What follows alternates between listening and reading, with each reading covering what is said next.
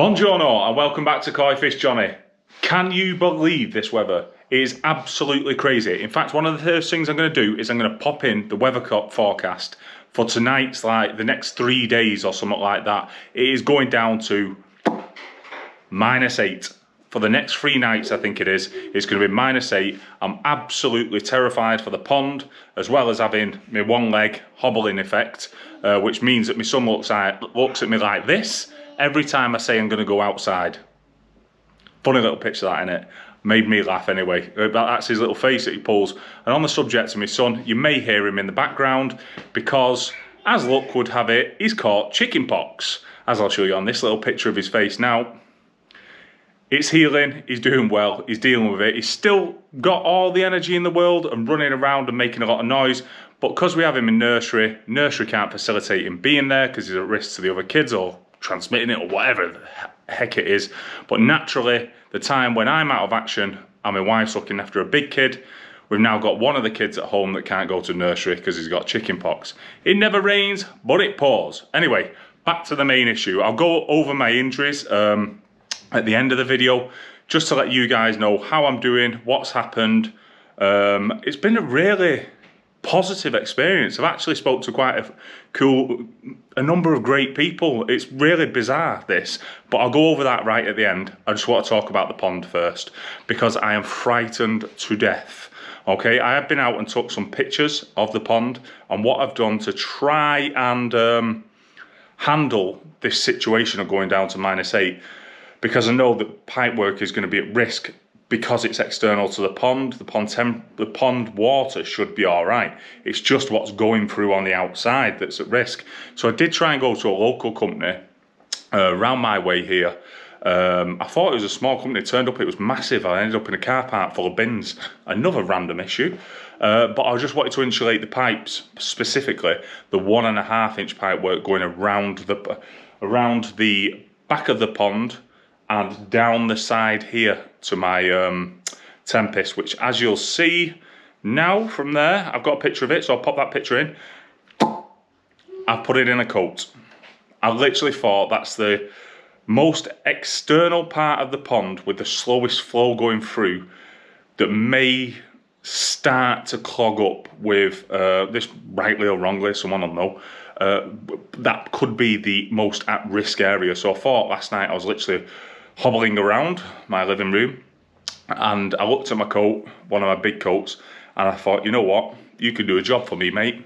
You're going on the Tempest, so get yourself out there. So yeah, I've currently got my massive big XXL army coat over the Tempest just to try and keep some of that frost over. I think it's a good idea. I was going to bring it in during the day so it doesn't just turn into a big ice block and then put it on at night, but for the time being I've not been out today and took it back in. So that's my stage 1 that I've done to try and help the pipes. But I couldn't get hold of any insulation for the pipe work from this company because they are so inundated with tons of requests because they do insulation for everything due to the costs of gas and electricity being extortionately high at the minute. Everybody is sort of flipping to the over-insulate your loft type of thing, insulate your walls, insulate everything you can for your house, so they're under extreme pressure. So I didn't manage to actually get hold of anything. The pond temperature at the minute is, here's another little picture that I took earlier, is set at 2.8 degrees. So very, very cold, but a little bit warmer than I expected. I sort of expected, because the daytime temperature I think is 0 here at the minute, and the nighttime last night was -5, tonight -8. I was expecting that to be like 1 or maybe a little bit lower, like half or something. But at 3, I was quite happy about that. And there are no signs of the water freezing. But like I say, it's just the pipes that I've got these fingers crossed.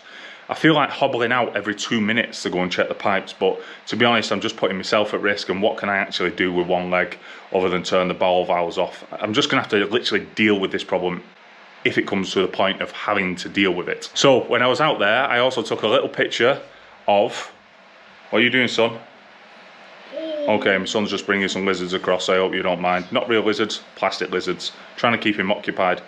I took a picture of the fish this morning and they are that cold that they are cuddling up. Look at this. For Rosa and Jaffa. How can I forget Jaffa's name? Rosa and Jaffa having a little cuddle in the pond. So they're that cold that they're cuddling. No, I shocked them a little bit and tried to take a picture. As I go through this, I'm going to move myself through the pictures around the back. As you can see around the back from this picture, it is frozen. The base for my office, which I have got massive changes coming to that, is now frozen. It's like an ice rink. So me, one step at a time, plodding along that was dangerous enough without taking pictures. But as you can see, I've just wedged up a board there to try and keep some of the frost off the pipe work. I know it's not great, it's not ideal, it isn't the optimal thing to be doing, but it's the only thing I've really got at this point. I pulled some of the tarpaulin around, as you can see. That's over the nexus to try and keep some of the heat in or some of the frost off, and also pulled it round in the direction to try and stop some of that airflow going through that particular area, again to try and keep some of that frost off that area, in the hope that it will stay. Risk minimization. It is literally risk minimization. With a -8 temperature, I'm not sure what else I can do. Like I say, I've got the jacket out there, I've got that positioned there, I've done as much as I can do. Yes, I could have done a lot more prep work. Yes, somebody did comment on one of my videos earlier in the year saying about their experience during the winter. I neglected to take immediate action, which has resulted in me being put in this situation by my own neglect. So thank you to that person that did comment about insulating your pipes. I wish I would have listened more. Okay, so next picture is the Wellington boot. You can see it's still on, it's still holding its position, it's still looking like it will temporarily, or for the winter, get us through this position.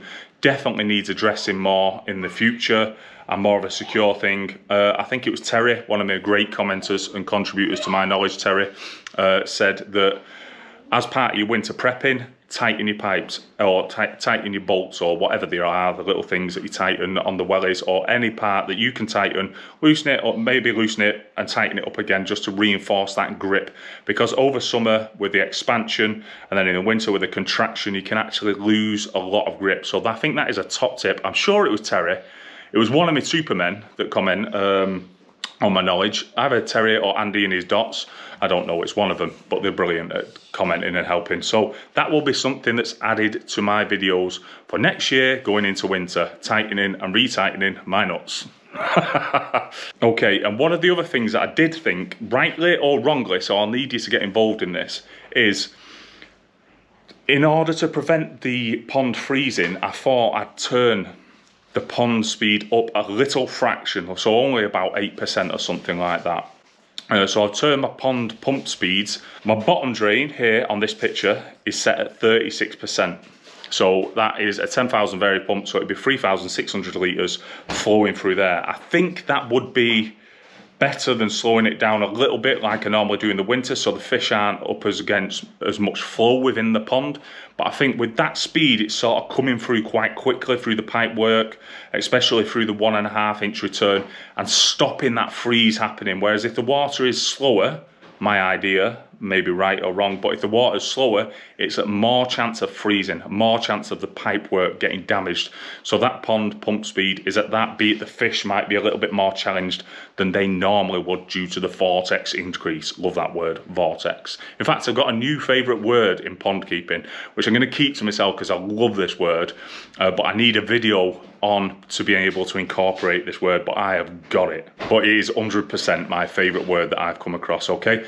So as you know, guys, I've got the skimmer going off the back, and that is the one heavily involved in points of fear for me during this particular time of the big freeze, because that is 1.5 inch pipe work all the way around. It goes out the back, across the side, through the UV light, which I'm hoping gives off some sort of heat to warm the water as it's passing through. I'm not, that's purely speculation, but I'm just hoping it does something.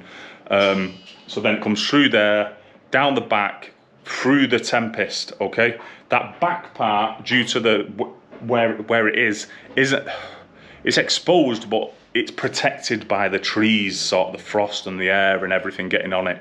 So I'm hoping that area might be all right. But like I say, then we've got the Tempest with its jacket on, fingers crossed that'll do something. And if you can comment as well whether that, or I should take that jacket off during the day and put it on at night just to help it, or just leave it on, or will it just act like a big ice block and make it even worse? I don't know. These are all things, never had a big freeze before, so these are all things that we're going through to fight this -8 degree issue over the next 3 days. Feel free to drop any comments on there about anything. I will be taking bits and nuggets of information out of this, so more is more, and I'll digest what I like, and what I don't I'll reject, type of thing. You know how it is, guys. Every pond's different. So as you can see, all in all there, guys, I am absolutely terrified. When I'm going to sleep, I am literally thinking about, well, my knee and the pond, and the fact that my knee couldn't be a worse time to have something go wrong with your leg. But I am terrified of this big freeze, and I will do a video on Sunday, 1,000,000%, because as you can see on the weather forecast there, Sunday is the magic time where it all heats up, I think, substantially, and we start to see the back of all this ice and snow. Sunday, I will do a video on whether I have got through this, or whether I've had a pipe explode or an issue or anything. I don't know what could actually go wrong other than a pipe explode, a water leak, everything freeze. I know I'm at risk, put it that way, but I don't know yet at risk of 100% of what could potentially go wrong and be a proper knockout punch. Do you know what I mean? Anyway, that's that finished. So back to the leg. As you know, guys, it's been an amazing experience. The NHS is beautiful. The people that I've met are beautiful. My experience has been amazing. I've even had, because what I did is, I was so blown away with Warren's Hospital and the experiences that I've had there personally, that I sent their complaints department a link to the video to sort of say, like, if you could let your staff know how great they are, this is my honest opinion of what happened. And then basically, the chief executive of the hospital, Simon, my mate Simon, has got in touch and said he was blown away with the video, he's really grateful, and he sent it to all his staff to say, look at the difference that you're making, guys. Look at the difference. These are the people that you're helping. You don't do a normal job. You're not normal people. You help people and you make people better, and you make the big difference. And the fact that these people that are my heroes have seen my video and thought, you know what, I feel a little bit better about myself, or a little smile, or pumped them up a little bit. I am buzzing about that, literally buzzing about that. But yeah, it's not an over exaggeration. You're wonderful, and Johnny loves you. Remember that in the hard times, because the weird thing about being in the hospital is you never know what you see. The nurses walking the corridor, and you never know what they've just walked away from. So sometimes you might see them and they might be a bit glum, but generally they're not. But they might just walk away from someone fatally injured, or you know, like that type of thing. They walk down the corridor and then someone's asking them for directions, and they smile and they talk to that person. There's the wife. They smile and they talk to that person in a nice, positive way, and then they return to what they're doing. The emotional roller coaster that they must go on throughout a normal working day must just be, I don't know. I know personally, I could not handle doing a job like that. I couldn't be one of these perfect angel-like people that make a difference to people's lives and have to deal with terrible incidents. It's just amazing. They're amazing. They're amazing. I could go on for days and days and days, and I'm not going to drag it on. The knee, as luck would have it, Johnny style, big Johnny style, it's not just a knee dislocation. There is more to this story. There's more to this story. I'm going to have to go for an MRI scan. What I have noticed is my quad on my left leg, the injured leg, does not contract on demand. So my muscle on my left leg is not working right. It could be simple, hopefully a simple fix of having surgery and getting it back together. I have no idea. I haven't been advised on this, but I did try and tense it. It didn't work. So that's a worry. The fact it's disfigured, like my thigh muscle on my right is like quite nicely rounded as I work out a little bit.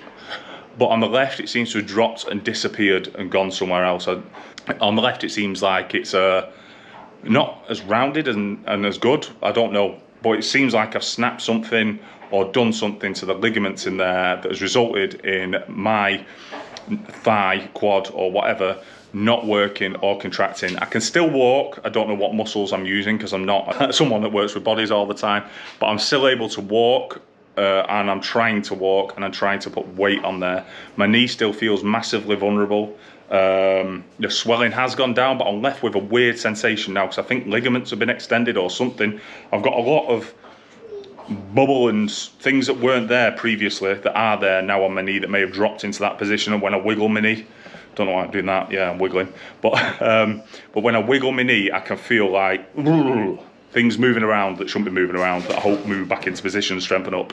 So I'm going to be buying myself a bike, an exercise bike, to be training at home to try and get that going round. In the meantime, waiting for my MRI scan, which I can't wait to go back to the hospital to see the guys, and then go back to see whether this is going to need an operation or whether whatever will happen will happen. But I know I'm in good hands, I know I'm safe, and I know the people there at Warrington will look after me and will get me back to fighting fit. When that'll be, I have no idea. What a Christmas treat this is. I hope I'm not in hospital for Christmas. In fact, that's just gone through my mind. I doubt I will be. I'm hoping it'll just be an operation, in and out, done, and then it's back onto me to work my way back to full fitness. But yeah, it's not a simple dislocation, unfortunately. There's more to this story. But that concludes that. Not going to whinge about it. Amazing, amazing, amazing. Happy, lucky Johnny. Or not happy, lucky. Lucky, happy, lucky in being unlucky. Do you know what I mean? Like little bits of luck through a bad chunk of luck. All in all, to round this lovely little episode off, praying that I can get through the big freeze with minimal impact on my pond. Just literally praying for that. Also, the monster-in-law and car chat Brian are coming down to save us, or coming up because they live down south. They're coming up on Thursday to save us, to look after little rugrat here with his chicken pox, and give us a bit of a break. And a massive, huge, massive, biggest thank you in the world to my wife, because without her, I don't know what I'd do. Can't walk, so she's literally feeding me. She's looking after 3 kids, one of which has got chicken pox, one's at nursery and quite demanding, and the other one has got one leg unable to operate, is the best way to say it. So she is literally supporting the entire family, 3 kids, and also doing a full-time job. Amazing woman, amazing, amazing, amazing woman, and I do love you to bits, so thank you. Okay, so this has been Koi Fish Johnny. Friendly, fishy fun, and fingers crossed that Sunday's video isn't a disaster and the pond has exploded. Peace out.